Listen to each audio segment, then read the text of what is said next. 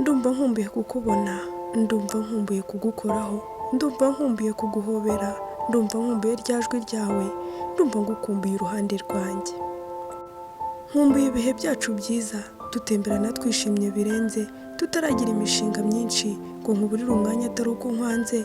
Nkumbuye n'aka gaseko kawe, kuko ujya kure si byo nahisemo, ni isi yadutandukanyije, gusa wowe ndi gutekerezaho buri gihe, urukumbuzi runtera umusonga, nzakira ari uko nkubonye rukerereza.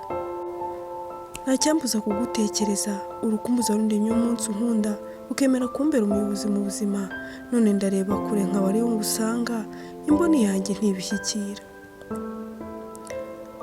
Nkunda kumva ka karimbo wajya guntura, nkunda kumva ya mitoma wajya gumpimbira, nkunda kwambara ya myenda wakundaga, nkunda kwitera ya parufe yawe, ariko ndacyakumbuye impumuro yawe yihariye. Mukunzi wanjye, uzambabarire, simbikora kuko nkwanze, ni urukumbuzi rubintera, inzozi zikantamaza zigana iwawe, no kwiyumanganya bijya byanga. Cyo ngwino iwawe wongere nturemo, cyo ngwino iwawe wongere unsusurutse, cyo ngwino iwawe wongere unganirize, cyo ngwino iwawe wongere unkumbuze, urukundo twarimo rucyuzuye.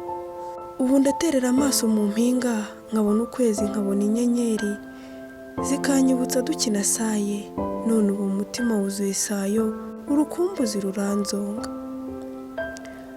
Dore nteze amaboko nshaka kuguhobera, dore mfunguye umutima winjire, dore mbumbuye akanwa ngo nkubwire ko ngukunda, dore ndakureba simbasha kukubona, nkumbuye urukundo rwanjye.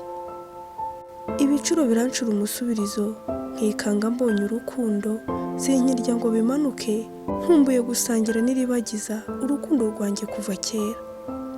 Ndabizi ko unkunda nubwo uri kure, ndabizi ko nkumbuye nubwo ubimpisha, ndabizi ko undinda guhangayika, ndabizi nzakubona bidatinze, ndabizi uwo munsi itara rizongera ryake.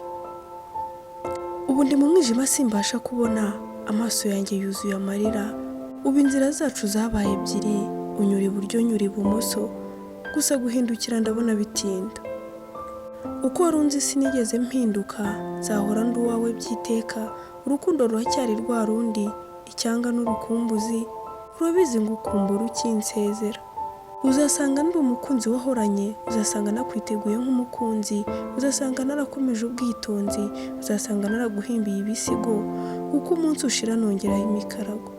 Uzansanga kuri ka kagezi kamwe wambutse ugenda, buri uko imvura ikubye nibaza niba wifubitse, nagusezeranyije kukurinda ikibi, ujye ubikora ku bwanjye uhambere. Mukunzi, gukunda urungana umuyaga, nitsamura rimwe nkuzura umunezero, ese ujya wibuka kunsengera, ujya ubikora buri munsi.